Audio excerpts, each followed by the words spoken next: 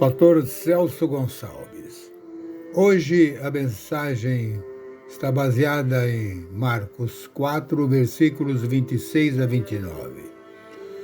Disse também: o reino de Deus é assim como se um homem lançasse semente à terra, e dormisse, e se levantasse de noite e de dia, e a semente brotasse e crescesse, sem ele saber como. A terra por si mesma produz fruto, primeiro a erva, depois a espiga e por último o grão cheio de espiga. Mas assim que o fruto amadurecer, logo lhe mete a foice, porque é chegada a ceifa. A parábola da semente que cresce, contada por Jesus em Marcos 4, 26 a 29, é uma lição sobre o reino de Deus e a maneira misteriosa como ele se desenvolve. Jesus apresenta a imagem de um homem que lança sementes na terra e depois disso segue sua vida normalmente. Ele dorme, acorda, enquanto as sementes crescem de maneira que ele não compreende. Isso mostra que o crescimento do reino de Deus ocorre de modo independente do controle humano. É algo que pertence a Deus e que acontece no tempo e na forma que Deus determina. Nesta passagem, Jesus está expandindo o entendimento de como o reino de Deus funciona, começando com a parábola do semeador. Ele fala sobre os diferentes tipos de solo que representam os corações das pessoas.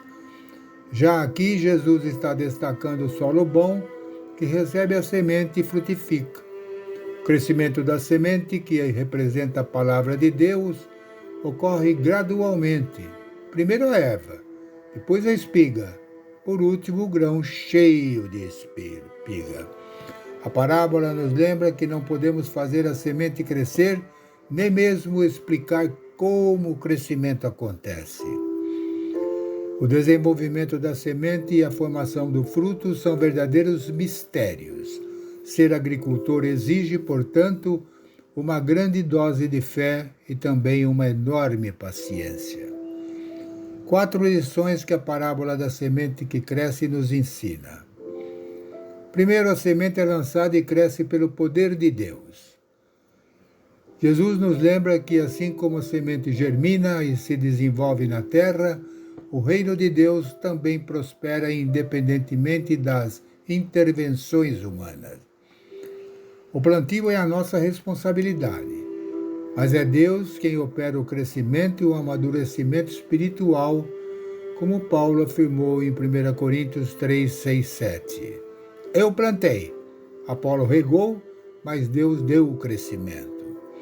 Segundo lugar, o reino de Deus prospera independente das nossas limitações. A parábola destaca que o agricultor dorme e acorda enquanto a semente cresce secretamente. A obra de Deus se realiza apesar de nossas falhas e limitações. Essa confiança no crescimento divino deve nos libertar da ansiedade, pois sabemos que o reino de Deus se expande sem interrupções, sustentado pelo Senhor, que age mesmo em nosso descanso. Terceiro, o dia da colheita chegará. Assim como em Joel 3 a foice simboliza o tempo da colheita, que também é o tempo do juízo de Deus. Cada semente que floresceu e frutificou será colhida.